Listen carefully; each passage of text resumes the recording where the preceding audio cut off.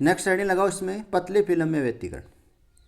पतली फिल्म में व्यक्तिगण देखो, पतली फिल्म है ये क्या होती है, एक प्रकाश स्रोत प्राप्त करने की क्या होती है, एक विधि होती है। और ये जो विधि है वो किस पर आधारित होती है, तरंग के आयाम विभाजन पर आधारित होती है। किस पर आधारित होती है, तरंग के आयाम विभाजन पर आधारित होती है। विभाजन पर क्या होती है, आधारित होती है ये विधि। तो देखो इस विधि क्या कहती है, देखो पतली फिल्म में व्यतिकरण की घटना कला संबंध प्रकाश स्रोत प्राप्त करने की एक विधि होती है और इस विधि में तरंग के आयाम विभाजन सिद्धांत का उपयोग किया जाता है। इस विधि में किसका उपयोग करते हैं, तरंग के आयाम विभाजन का उपयोग करते हैं। तरंग का आयाम विभाजन का मतलब होता है कोई प्रकाश से किरण आ रही है, क्या आ रही है, कोई प्रकाश से किरण आ रही है और ये जो प्रकाश से किरण मान लेते हैं इसका जो तरंग है वो ए नोट है। क्या है, ए नोट है। मतलब इससे क्या निकलती है, दो प्रकाश की तरंगे हम निकालेंगे। मतलब कुछ तरंग का तो क्या हो जाता है, परावर्तन हो जाता है और कुछ तरंग का क्या हो जाता है, अपवर्तन हो जाता है। देखो दो लाइट आ गई, इस लाइट को बोल दो A1 और इस लाइट को क्या बोल दो, A2 बोल दो। देखो एक ही प्रकाश तरंग है और एक ही प्रकाश तरंग का जो आयाम है वो कितने में विभाजित हो गया, दो आयाम में विभाजित होगी। कितने आयाम में विभाजित होगी, ये प्रकाश की किरण दो आयाम में विभाजित होगी। तो इसी को बोला जाता है, इस विधि में तरंग के आयाम विभाजन के सिद्धांत का उपयोग किया जाता है। अब देखो, अब सबसे पहले हम ये देखेंगे कि पतली फिल्म क्या होती है। देखो ध्यान से देखना, पतली फिल्म देखो क्या होती है। मतलब पतली फिल्म में दो सतह होती है। कितनी सतह होती है, दो सतह होती है और दोनों सतह इतनी पतली होती है जैसे आप पानी है, पानी के ऊपर क्या डाल दो, एक तेल की बूंद डाल दो। क्या डाल दो, तेल की बूंद डाल दो। तो वो तेल की बूंद है वो पानी पर क्या हो जाएगी, फैल जाएगी। मतलब एक पानी की क्या बन जाती, पानी के ऊपर तेल की क्या बन जाती है, एक परत बन जाती है। पुनः मेरी बात समझने की कोशिश करना। आपको क्या करना है, गिलास में पानी डालना है और गिलास में पानी डालने के बाद उस पर क्या डालनी है, एक बूंद डालनी है। जो बूंद तेल की बूंद डालोगे, उस पर तेल की बूंद डालोगे पानी पर, तो पानी पर जो तेल की बूंद है वो पूरी सतह पर फैल जाएगी। तो वो सतह पर फैलेगी तो उससे क्या बन जाएगी, एक लेयर बन जाएगी। उतनी पतली हम क्या ले रहे हैं, यहाँ पर एक सतह ले रहे हैं, दो सतह ले रहे हैं। एक तो ऊपरी सतह ले रहे हैं, एक निचली सतह ले रहे हैं। बीच में क्या है, कोई माध्यम है, पानी हो सकता है, कांच भी हो सकता है, कुछ भी हो सकता है। मतलब दोनों सतह हैं, इन दोनों सतहों की जो मोटाई है वो क्या है, टी है। मोटाई क्या होनी चाहिए, टी होनी चाहिए। पहली तो बात ये, प्रत्येक बिंदु पर मोटाई क्या होनी चाहिए, समान होनी चाहिए। समान होने का मतलब है जैसे आपने इस प्रकार से बना दिया, ये ऊपरी सतह बना दी और ये निचली सतह बना दी, इस प्रकार से बना। देखो यहाँ पर मोटाई अलग आपको नज़र आ रही है सर, यहाँ पर आपको मोटाई अलग नज़र आ रही है और सर आप यहाँ पर आपको मोटाई क्या नज़र आ रही है, अलग नज़र आ रही है। ऐसा नहीं होना चाहिए। प्रत्येक बिंदु पर जो मोटाई आप टी मान रहे हो, कितनी मान रहे हो, मोटाई आप कितनी मान रहे हो, टी मान रहे हो। ये मोटाई टी है वो प्रत्येक बिंदु पर। पतली फिल्म आपने मानी है, पतली फिल्म का मतलब जानते हो कि दो सतह आपने मानी है। इन दोनों सतहों पर किसी भी बिंदु पर आप देख लो, वहाँ पर मोटाई क्या होनी चाहिए, समान होनी चाहिए। क्या होनी चाहिए, समान होनी चाहिए। तो इसको क्या बोली जाती है, पतली फिल्म बोली जाती है। पुनः मेरी बात समझने की कोशिश करना। सबसे पहले आपको क्या लेनी है, दो पतली सतह लेनी है, एक ऊपरी सतह लेनी है और एक निचली सतह लेनी है। ध्यान से देखना, पतली फिल्म किसको बोलेंगे। ये मैंने क्या ले ली, एक ऊपरी सतह ले ली और ये मैंने क्या ले ली, एक निचली सतह ले ली।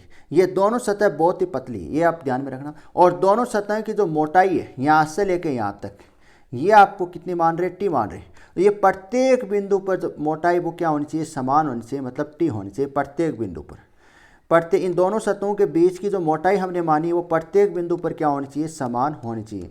ऐसे मत बना लेना, इस प्रकार से बना दी एक सतह, आप इस प्रकार से बना। देखो इस सतह में देखो प्रत्येक बिंदु पर मोटाई समान ही है, तो ये पतली फिल्म की व्यक्तिगत नहीं होगी। तो देखो प्रत्येक बिंदु पर क्या होनी चाहिए, मोटाई समान होनी चाहिए और दोनों जो सतह है वो कैसी होनी चाहिए, बहुत ही पतली होनी चाहिए।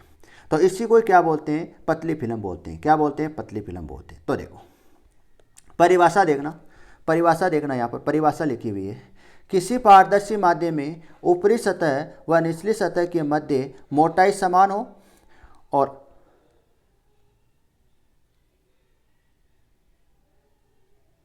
मोटाई समान हो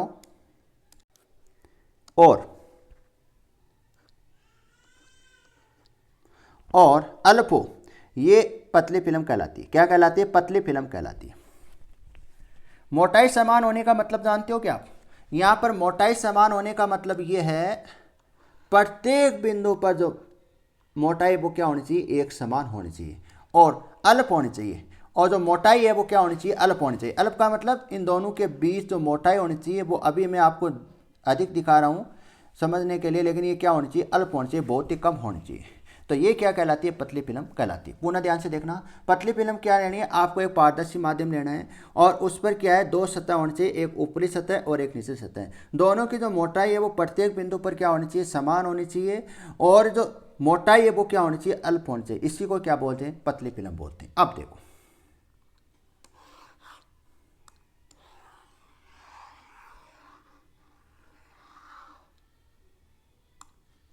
अब ध्यान से देखना,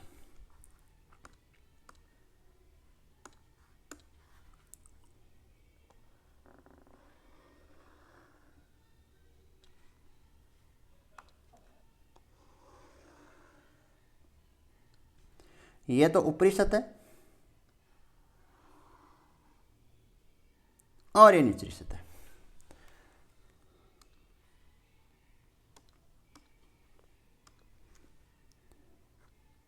मोटाई कितनी मानी हमने, टी मानी, कितनी मानी, टी मानी। अब देखो, प्रत्येक बिंदु पर मोटाई क्या होनी चाहिए, समान होनी चाहिए। इस प्रकार से नहीं बनाना आपने, एक इस प्रकार से खींचती और एक इस प्रकार से खींचती, ये गलत है, पतली फिल्म नहीं है। इस प्रकार से बनानी है जो मैंने बनाई। अब देखो, अब यहाँ से मैं क्या डाल दूँ, कोई प्रकाश से किरण आपतित हो रही है। यहाँ से क्या हो रही है, ये पतली फिल्म पर क्या हो रही है, कोई प्रकाश से किरण आपतित हो रही है। ये मैंने क्या आपतित कर दी, कोई प्रकाश से किरण आपतित कर दी, और इस प्रकाश से किरण की जो तरंग आयाम है वो कितना मान लेता हूँ, ए नोट मान लेता हूँ। कितना मान लेता हूँ मैं, ए नोट मान लेता हूँ। ध्यान से सुनना, ये जो किरण है वो कौन सी किरण है, आपतित प्रकाश से किरण है। कौन सी है, आपतित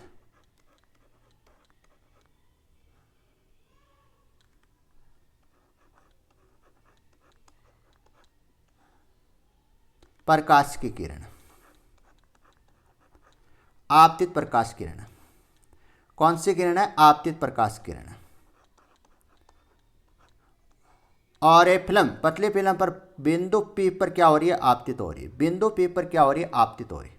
तो यहां से क्या होगा, इस प्रकाश से किरण का कुछ भाग तो क्या हो जाएगा, कुछ भाग तो क्या हो जाएगा, परावर्तित हो जाएगी, और कुछ भाग क्या हो जाएगी, अपवर्तित हो जाएगी। प्रकाश से किरण का कुछ भाग तो क्या हो जाता है, परावर्तित हो जाती है, और कुछ भाग क्या हो जाती है, अपवर्तित हो। देखो, ए नोट थी, मतलब इसका कुछ भाग, ए नोट का कुछ भाग है वो क्या किस में हो गया, A1 में चला गया, और कुछ भाग है इसको मैं क्या दे दूं, A2 नाम दे दूं। देखो ध्यान से देखना, प्रकाश से किरण एक आ रही, प्रकाश से किरण देखो, एक प्रकाश से किरण आ रही, इसके कितने प्रकाश से किरण बन गए, दो प्रकाश से किरण बन गए।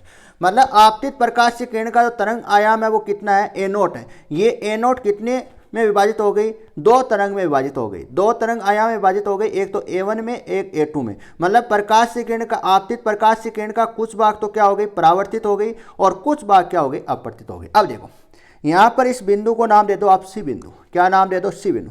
यहां से क्या होगा, पुनः यहां से C1 नाम दे देते हैं। यहां से क्या होगा, पुनः क्या होगा,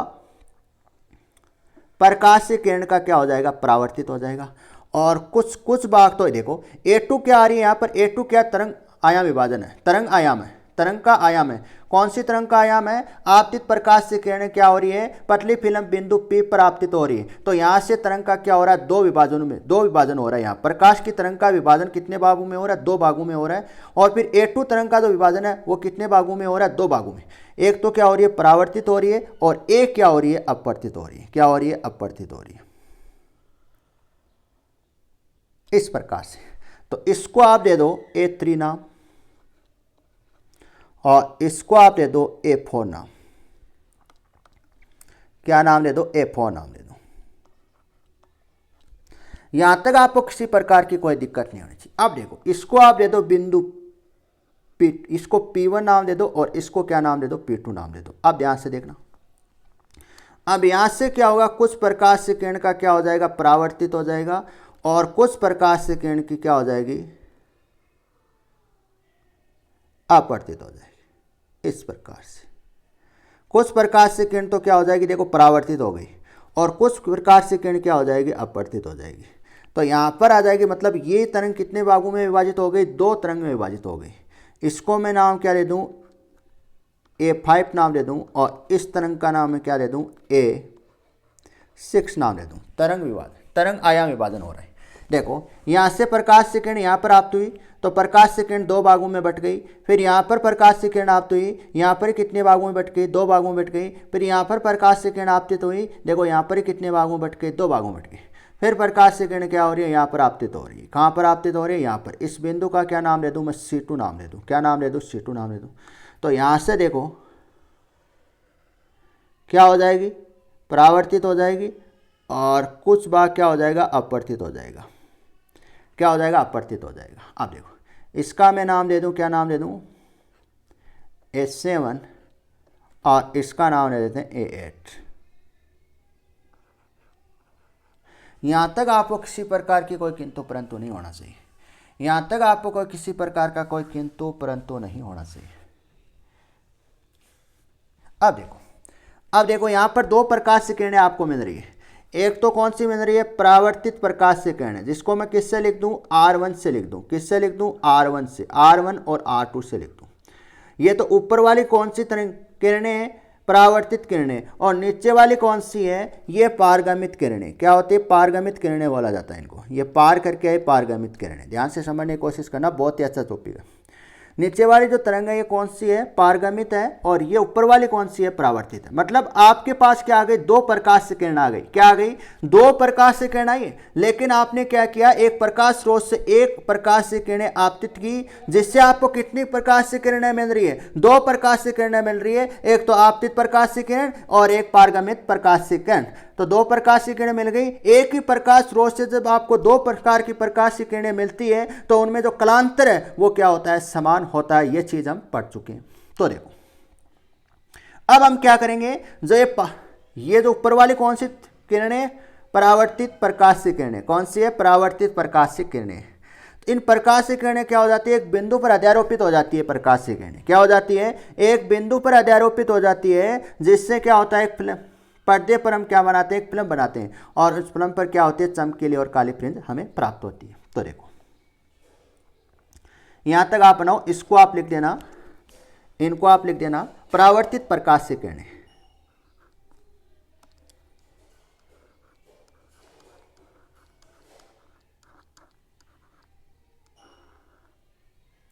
परावर्तित प्रकाश की किरणें। और ये नीचे वाले कौन सी है, पारगमित प्रकाश से किरणें।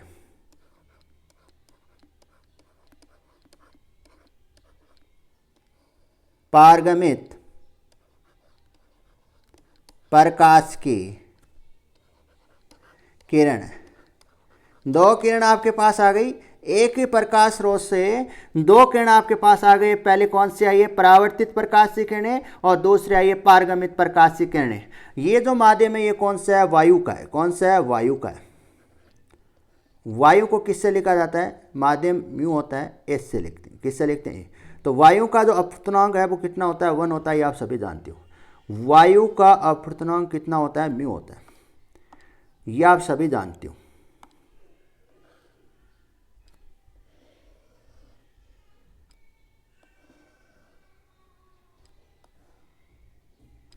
और ये यहां पर कौन सा माध्यम होता है, यहां पर वायु होता है। कौन सा होता है, वायु होता है।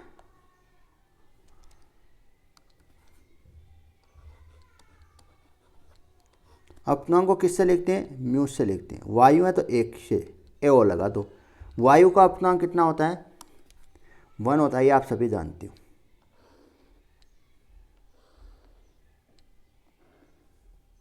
यहां तक आपको कोई किसी प्रकार का कोई किंतु परंतु नहीं होना चाहिए। ये क्या है, माध्यम है। यहां पर क्या है, माध्यम है। डायग्राम बनाओ सबसे पहले।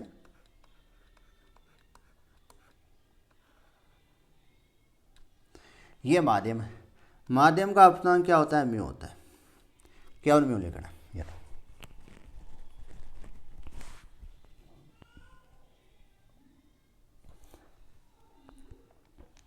ये आपको डायग्राम बनाना है। इसके बाद इसकी क्या लिख देते हैं, थ्योरी लिख देते हैं। तो यहाँ पर थ्योरी में कुछ नहीं है, जैसा मैंने डायग्राम बनाया उसी प्रकार से क्या लिखेंगे, देखो थ्योरी लिखेंगे। थ्योरी में आपको बता देता हूँ।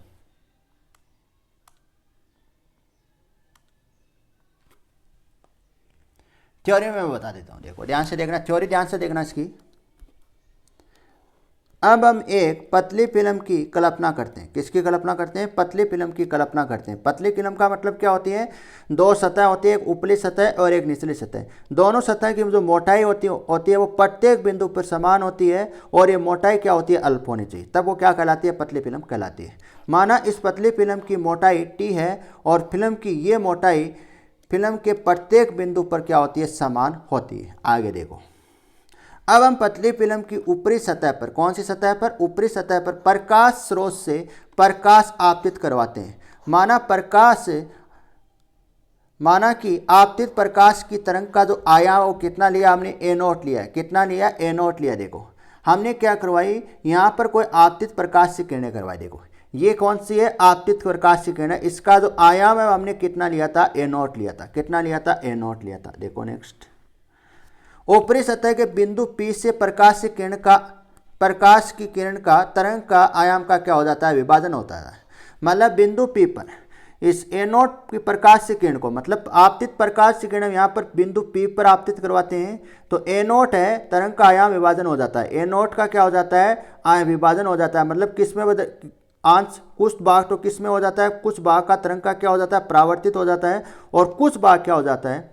अपवर्तित हो जाता है। पुनः ध्यान से देखना, आपतित प्रकाश का जो है यहाँ पर बिंदु P पर डालते हैं, तो आपतित प्रकाश की किरण का कुछ भाग तो क्या हो जाता है? परावर्तित हो जाता है, और कुछ भाग क्या हो जाता है? अपवर्तित हो जाता है।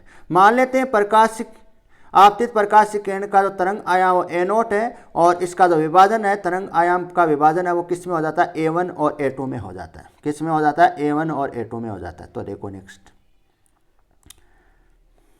हाँ, जिसके कारण हमें परावर्तित व अपवर्तित प्रकाश से किरणें प्राप्त होती है। इसके कारण हमें क्या प्राप्त होती है?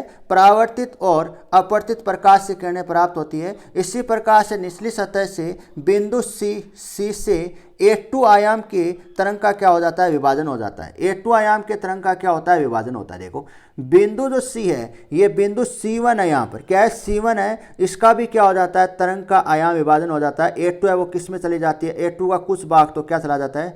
परावर्तित हो जाता है, और कुछ भाग क्या हो जाता है? अपवर्तित हो जाता है।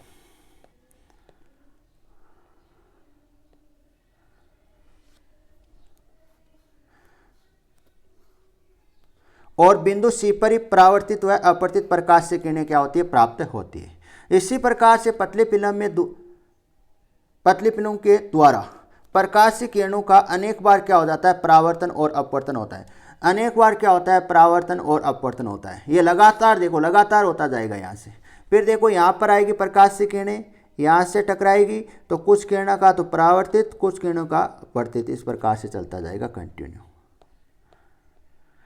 तो यहाँ पर ये चीज़ लिखी हुई है, अनेक बार परावर्तन और अपवर्तन होता है। और हमें पतली फिल्म में दो प्रकार की प्रकाश से किरणें प्राप्त होती है। पतली फिल्म की ऊपरी सतह से परावर्तित प्रकाश से किरणें प्राप्त होती है, तथा निचली सतह से पारगमित प्रकाश से किरणें प्राप्त होती है। ये परावर्तित व पारगमित किरणों में अध्यारोपण की घटना के कारण व्यतिकरण हमें क्या होता है? प्राप्त होता है। हम क्या करेंगे, ये परावर्तित प्रकाश से किरणें और पारगमित जो प्रकाश की किरणें ये अध्यारोपित होकर क्या बनाती है? व्यतिकरण की घटना प्राप्त होती है इसे। तो देखो गणितीय विश्लेषण लगाओ, गणितीय विश्लेषण। तो यहाँ पर देखो दो घटना हो रही है। एक तो हो रही है परावर्तित, देखो डायग्राम में देखो, एक तो परावर्तित प्रकाश से किरण हमें मिल रही है, प्रकाश स्रोत मिल रहा है, और एक हमें क्या मिल रहा है? पारगमित प्रकाश की स्रोत मिल रहा है। तो इनकी हम क्या निकालेंगे? गणितीय विश्लेषण निकालेंगे। क्या निकालेंगे? गणितीय विश्लेषण। तो फर्स्ट लगो, ए पॉइंट लगाना, परावर्तित प्रकाश की किरणों में व्यतिकरण। परावर्तित प्रकाश की किरणों में व्यतिकरण। तो देखो यहाँ पर आप देखो, यहाँ पर व्यतिकरण कब प्राप्त होगा? जब ये दोनों परावर्तित प्रकाश की किरणें, ये दोनों परावर्तित जो प्रकाश की किरणें वो किसी बिंदु पर क्या हो जाती है? अध्यारोपित हो जाती है, और पर्दे पर जो फिल्म प्राप्त होती है वहाँ उसको क्या बोला जाता है? व्यतिकरण बोला जाता है। क्या बोला जाता है? व्यतिकरण बोला जाता है। तो देखो सेम यही डायग्राम में कॉपी कर रहा हूँ यहाँ पर।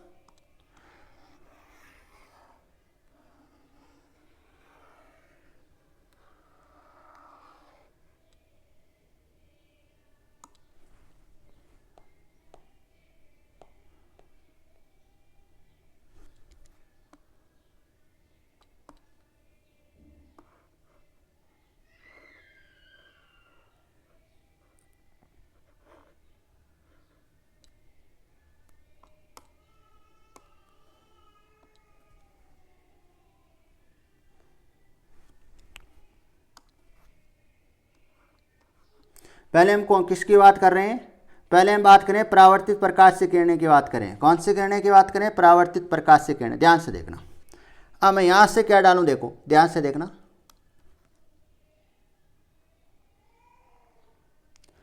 यहां पर मैंने क्या डाला, एक अभिलंब डाला।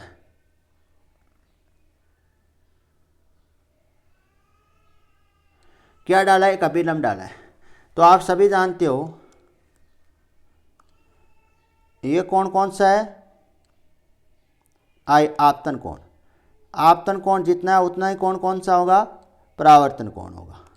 और इस कोण को आप क्या लिखते हो, आ लिखते हो। क्या लिखते हो, आ लिखते हो। ये आप सभी जानते हो, ये आप सभी जानते हो।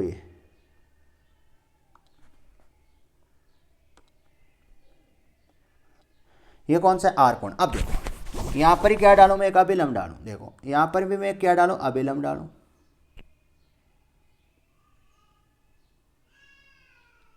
और इस बिंदु का मैं क्या नाम दे दूं,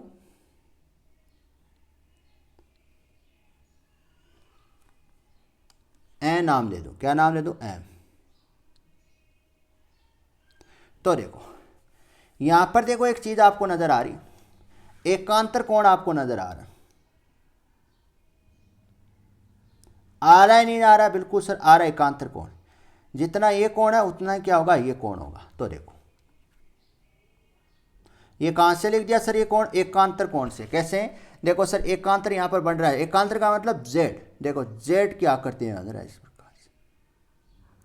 तो ये आर है तो ये भी क्या होगा, आर होगा। आगे देखो फिर मैं क्या करता हूं, ध्यान से देखना, डायग्राम को पहले बना लेते हैं। यहां से मैंने क्या डाला, R1 परावर्तित प्रकाश से किरण पर क्या डाला, अभिलंब डाला। तो इस बिंदु को मैं नाम क्या दे दूं, ए नाम दे दूं। क्या नाम दे दूं, ए नाम दे दूं। देखो ये, अब देखो इसका गणितीय विश्लेषण निकालेंगे। तो हम क्या कर रहे हैं, पहले जो परावर्तित जो प्रकाश से किरणें हैं इनका जो पदांतर है वो क्या करेंगे, बराबर करेंगे। पदांतर को बराबर करेंगे तो यहाँ पर मैंने क्या डाला है, लंब डाला। देखो यहाँ पर मैंने क्या डाला है, लंब डाला है। यहाँ पर मैंने क्या डाला है, लंब डाला है। देखो आप दो रस्सी लेके आ रहे हो इस प्रकार से, एक रस्सी तो बड़ी है और एक छोटी है। तो आप क्या करेगो, इस रस्सी से इस बिंदु पर इस पर क्या डाल दो, एक लंब डाल दो 90 डिग्री का। तो यहाँ से मतलब यहाँ से आप इसको कट कर दो तो ये नीचे गिर जाएगी, बाद में दोनों रस्सी क्या हो जाएगी, बराबर हो जाएगी। पुनः ध्यान से देखना, एक रस्सी तो बड़ी है और एक क्या छोटी है। अब यहाँ से क्या डाल दो, इस पर एक लंब डाल दो, मतलब कैंची से आप काट दो। तो काटने के बाद ये दोनों क्या हो जाएगी, बराबर हो जाएगी। इसी प्रकार से देखो इन दोनों को बराबर करने के लिए मैंने पॉइंट पी से क्या डाल दिया, R1 पर परावर्तित प्रकाश से किरण पर क्या डाल दिया, अभिलंब डाल दिया। तो ये दोनों अब आगे क्या हो जाएगी, बराबर हो जाएगी। लेकिन सर यहाँ पर जो P1 है, P1 जो प्रकाश P1A जो बिंदु है, ये जो प्रकाश से किरणें चली है यहाँ से लेके यहाँ तक, कौन सी चल रही है, A1 चल रही है। A1 प्रकाश से किरणें ये यहाँ तक आने में, यहाँ तक देखो फिर कौन सी जा रही है, यहाँ पर सर A2 जा रही है। यहाँ से देखो, यहाँ से तो A1 प्रकाश से किरणें जा रही है। ये कहाँ तक चली गई सर, बिंदु A तक चली गई। कहाँ तक चली गई, बिंदु A तक चली गई। लेकिन सर A2 जो प्रकाश से किरणें हैं ये देखो कहाँ से कहाँ तक जाए, पहले इधर चली फिर परावर्तित हुई फिर क्या आ गई, इस बिंदु पर आ गई। तो इतना डिफरेंस है, इतना पदांतर होगा। इतना पदांतर का क्या होगा, अंतर होगा। यहाँ पर इतना पदांतर का क्या होगा, पदांतर का मतलब पथ में अंतर। पदांतर का मतलब होता है, पुनः ध्यान से देखना, मैं अगर बात करूं आपसे P1 पदांतर निकाल रहे हैं, पथ का अंतर निकाल रहे हैं। देखो ये जो A2 जो प्रकाश से किरणें, कौन सी है, A2 जो प्रकाश से किरणें हैं, ये यहाँ से चलना प्रारंभ की, फिर यहाँ से चलना प्रारंभ की और फिर क्या हुई, ये परावर्तित हुई यहाँ तक। देखो यहाँ तक कितनी चल गई, अंदर माध्यम में कितनी चल गई सर, इतनी चल गई। कितनी चली सर, P1 C1 चल गई और प्लस C1 और P2 चल गई। यहाँ तक चल गई सर, यहाँ तक चल गई। तो इससे मैं क्या माइनस कर दूँ, इससे मैं P1A माइनस कर दूँ। क्या होगा, माइनस कर दूँ, P1A माइनस कर दूँ। ध्यान से देखना, अगर हमारे पास कोई क्या है, प्रकाश से किरणें हैं, ये माध्यम में कितनी चली सर, माध्यम में देखो यहाँ से लेके यहाँ तक और यहाँ तक चली। तो इसको आप लिख सकते हो P1 C1 और प्लस C1 और P2 लिख सकते हो। और इसमें आप देखो इतनी चली और पदांतर निकाल रहे हैं। और देखो ये जो A1 है वो कहाँ तक, इसके बराबर करनी है। बराबर करनी है तो मैंने क्या डाला, इससे एक अभिलंब डाला। तो इससे मैं क्या कर दूँ, ये माइनस कर दूँ, P1A माइनस कर दूं, और ये किस माध्यम में चल रही है, ये वायु माध्यम में चल रही है। किस माध्यम में चल रही है, वायु माध्यम में चल रही है, और सॉरी ये माध्यम में चल रही है, ये तो कौन सी माध्यम है, और ये क्या चल रही है, वायु माध्यम में चल रही है। माइनस करने पर हमारे पास क्या आ जाएगा, पदांतर आ जाएगा। हमारे पास क्या आ जाएगा, पदांतर आ जाएगा। पुनः मेरी बात समझने की कोशिश करना। देखो हमें क्या निकालना है, पदांतर निकालना है। पदांतर का मतलब होता है पथ में अंतर। पदांतर का मतलब क्या होता है, पथ में अंतर। देखो किस प्रकार से पथ में अंतर होगा, ध्यान से देखना।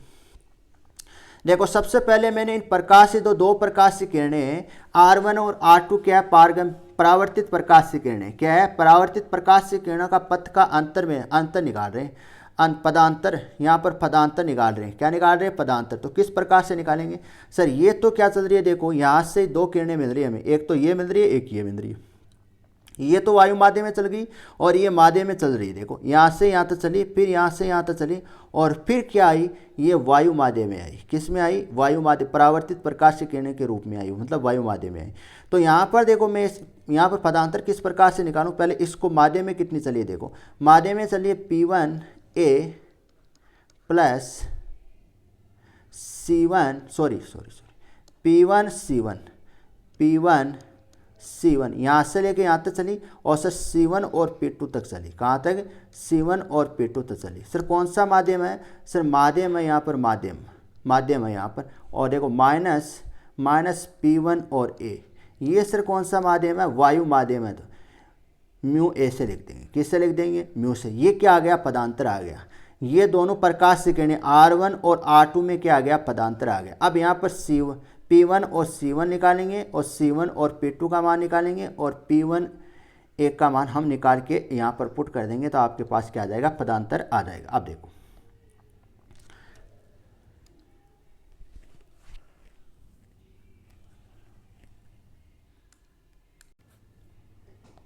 यहाँ तक आपको किसी प्रकार की कोई दिक्कत नहीं होनी चाहिए। अब देखो पदांतर निकाल रहे हैं, माध्यम में चली गई दूरी माइनस वायु में चली गई दूरी, ये मैंने आपको बता दी है। देखो ये तो यहाँ पर माध्यम में चली गई दूरी क्या है, P1 C1 और P2 है। क्या है, P1 और C1, और माध्यम में चली गई दूरी यहाँ पर क्या है, माध्यम में चली गई दूरी है P1 C1 और P2 है, और माइनस वायु में चली गई दूरी क्या है, P1A है। क्या है, P1 है। और माध्यम का जो वायु का जो अपवर्तनांक है वो कितना होता है, वायु का जो अपवर्तनांक है वो कितना होता है, 1 होता है। कितना होता है, 1 होता है। तो यहाँ पर मैंने क्या लिख दिया, देखो 1 लिख दिया, इसके स्थान पर क्या लिख दिया, 1 लिख दिया। आगे देखो ये हमारे पास क्या आ गई, समीकरण नंबर 1 आ गई। अब देखो इसको मैं क्या लिख सकता हूँ, देखो इसको मैं क्या लिख सकता हूँ, P1 C1 और P2 को मैं क्या लिख सकता हूँ सर, इसको आप लिख सकते हो P1 C1 plus C1 P2 लिख सकते हैं। क्या लिख सकते हैं, ये चीज़ देखो यहाँ से, ये चीज़ आपको दे रखी है P1 C1 और P2 दे रखी है, तो इसको आप लिख सकते हो, देखो P1 C1 plus C1 P2 लिख सकते हो। क्या लिख सकते हो, C1 P2 लिख सकते हो। लिखो यहाँ पर, तो यहाँ पर आप लिखो, ये आपने लिख दिया। अब इसको आप क्या दे दो, समीकरण नंबर 1 दे दो। यहाँ पर हम क्या निकालें, P1 C1 निकालें, और C1 और P2 निकालें, और यहाँ पर हम क्या निकालें, P1A निकालें। क्या निकालें, फिर यहाँ पर हम मान रखेंगे तो वो क्या आ जाएगा, पदांतर आ जाएगा। किस में आ जाएगा, परावर्तित प्रकाश की किरणों में आ जाएगा। देखो पहले हम किस त्रिभुज की बात करते हैं, त्रिभुज। देखो यहाँ पर त्रिभुज, इस त्रिभुज की बात कर रहे हैं। कौन से त्रिभुज की बात करें, P1 C1 और N त्रिभुज, इस त्रिभुज की बात करें। लेकिन इस त्रिभुज में एक चीज़ ध्यान से देखना, ये एंगल कितने का है, 90 का है, और ये एंगल भी कितने का है, 90 का। ये जरूर ध्यान नहीं रखना। तो देखो यहाँ पर आपको ध्यान से देखना,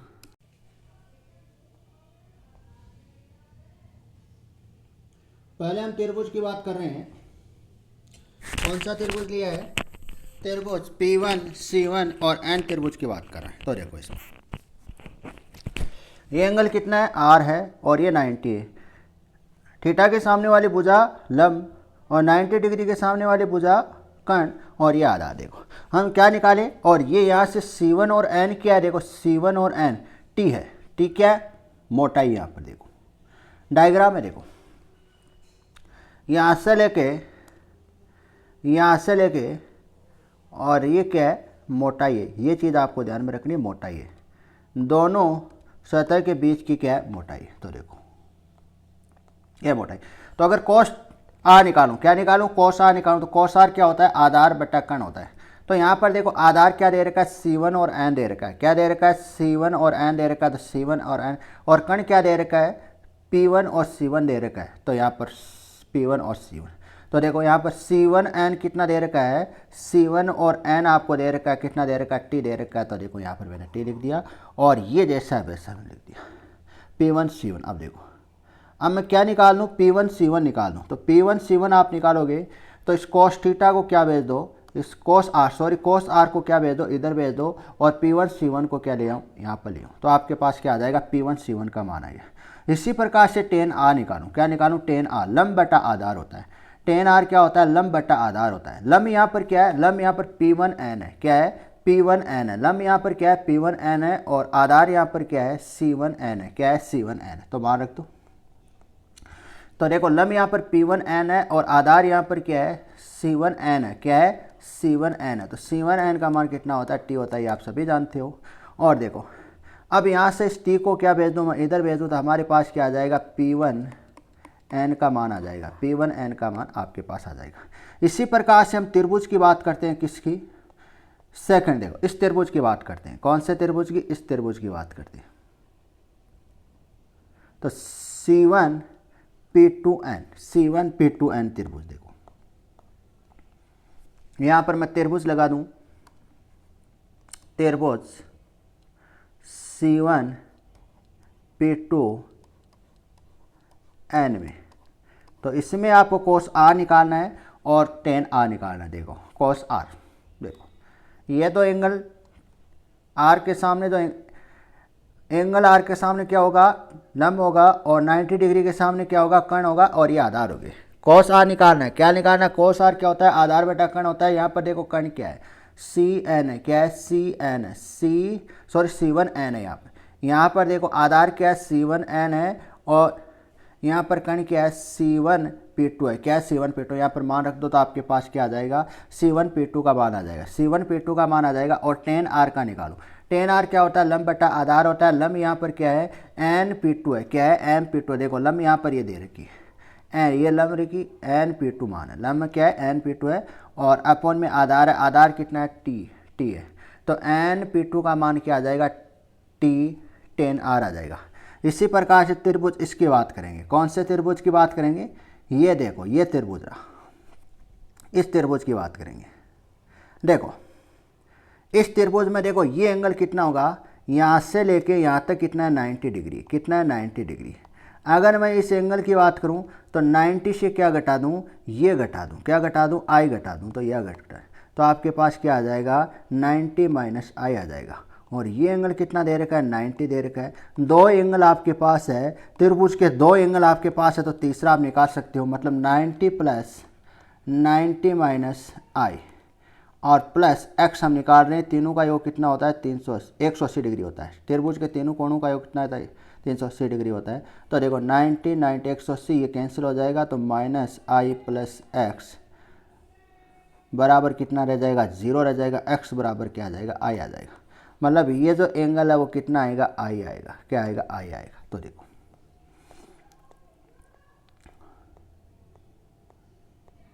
ये मैंने देखो I लिखा है, ये कैसे है ये आप सभी जानते हैं। अब देखो हाँ, एंगल के सामने वाली भुजा क्या होती है, लंब होती है। मतलब थीटा के स्थान पर यहाँ पर क्या आ रहा है, I आ रहा है, तो इसके सामने वाली भुजा लंब, और 90 डिग्री के सामने वाली भुजा कर्ण, और ये क्या हो जाएगी, आधार हो जाएगी।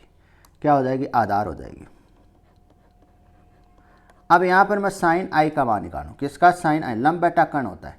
क्या होता है, लंब बटा कर्ण होता है। यहाँ पर देखो लंब कौन सी है, P1A है, क्या है, P1A है। देखो लंब क्या है, P1A है, और आधा कर्ण यहाँ पर क्या है, P1P2 है, क्या है, P1P2 है, P1P2 है। देखो तो यहाँ पर P1 का मान देखो, इसको मैं क्या भेज दूँ, इधर भेज दूँ, इसको इधर भेज दूँ, तो आपके पास क्या आ जाएगा, P1A का मान आ जाएगा, कितना आ जाएगा, P1P2 साइन I आ जाएगा। अब इसको मैं क्या लिख सकता हूँ, P1P2 को मैं क्या लिख सकता हूँ, देखो P1P2 को मैं क्या लिख सकता हूँ, देखो ये रहा P1 और ये रहा P2, इसको मैं लिख सकता हूँ, देखो P1 C1 प्लस C1 और P2 लिख सकता हूँ। किसी प्रकार की आपको दिक्कत नहीं होनी चाहिए। इसमें किसी प्रकार की आपको दिक्कत नहीं आनी चाहिए। तो यहाँ पर देखो P1 n का मान रख दो और n P2 का मान रख दो। तो मान रखोगे तो आपके पास ये समीकरण आपके पास आ जाएगी। अब समीकरण नंबर 1 में आप मान रख दो। समीकरण नंबर 1 में आप मान रखोगे तो आपके पास देखो ये आपके पास समीकरण प्राप्त होगी। इस समीकरण को सोल्व कर लेना मान रख के बाद, ये आपके पास क्या होगी, समीकरण आपको प्राप्त होगी। ये समीकरण आपको प्राप्त हो, केवल आपको मान रख के सोल्व करना है। यहाँ पर देखो समीकरण नंबर 1 में मान रखना है और ये दोनों जुड़ जाएंगी। ये दोनों जुड़ के कितनी बन जाएगी, 2t/cos r बन जाएगी। और ये क्या बन जाएगी, 2t tan r sin i बन जाएगा। तो जैसा है वैसा लिख दिया मैंने यहाँ पर देखो स्केल के नियम से, किसके, स्नेल के नियम से, स्नेल के नियम से म्यू है वो क्या होता है, म्यू क्या होता है, आपतन कोण की ज्या अपॉन परावर्तन कोण की ज्या, ये होता है। तो यहाँ पर म्यू के स्थान पर ये मान रख दो। यहाँ पर देखो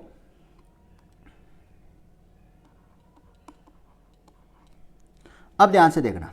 अब मैंने देखो इस समीकरण में कुछ परिवर्तन किया है। इस समीकरण में मैंने क्या किया, कुछ परिवर्तन किया। देखो यहाँ पर sin r/sin r से गुणा किया। अब ऊपर नीचे से क्या किया, sin r और sin r से क्या कर दिया, गुणा कर दिया। तो देखो यहाँ से क्या चीज़ कॉमन आ रही, देखो ऊपर से देखो कॉमन आएगा, 2t क्या आ रहा है, कॉमन आ रहा है। देखो दो टर्म बढ़ रही है, एक तो टर्म ये और एक टर्म आपके पास ये, दो टर्म है। देखो इसमें क्या आ रहा है, 2t आ रहा है और इसमें 2t, दोनों में से मैंने क्या ले लिया, कॉमन ले लिया। सर इसमें sin i आ रहा है, सर इसमें भी क्या आ रहा है, sin i आ रहा है। क्या आ रहा है, sin i आ रहा है।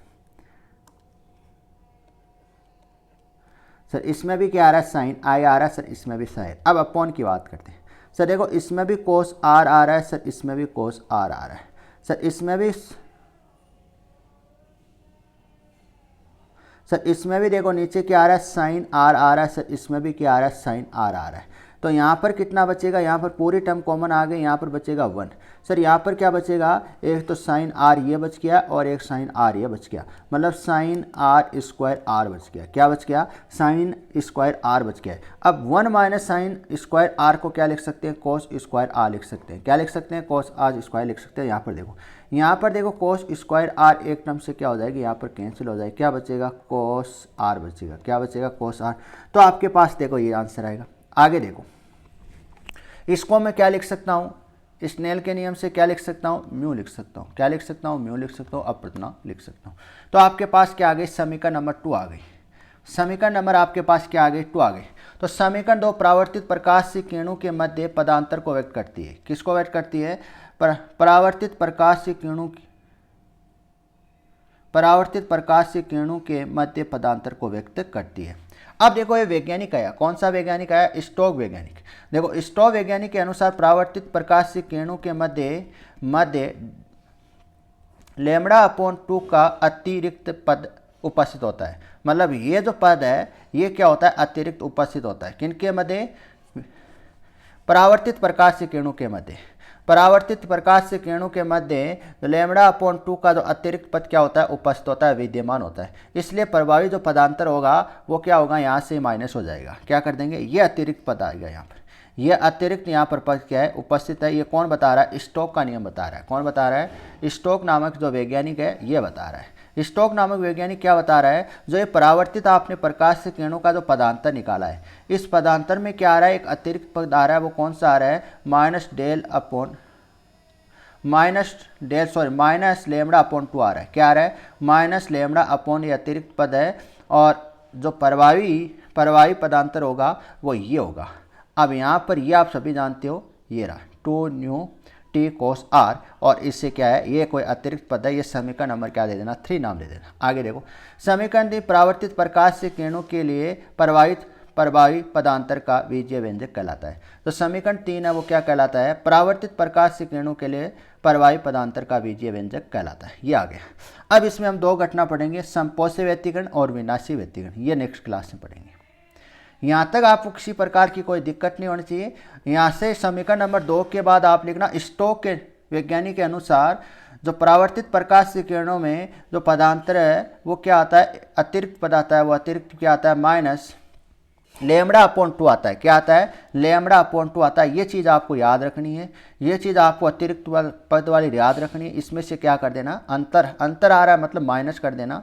यहाँ पर देखो इससे क्या कर देना, माइनस कर देना। यहाँ पर λ/2 लिख देना। तो ये क्या आ जाएगा, प्रभावी पदांतर आ जाएगा। समीकरण नंबर 3। समीकरण नंबर 3 के बाद हम पढ़ेंगे समपोषी व्यतिकरण और विनाशी व्यतिकरण के लिए निकालेंगे।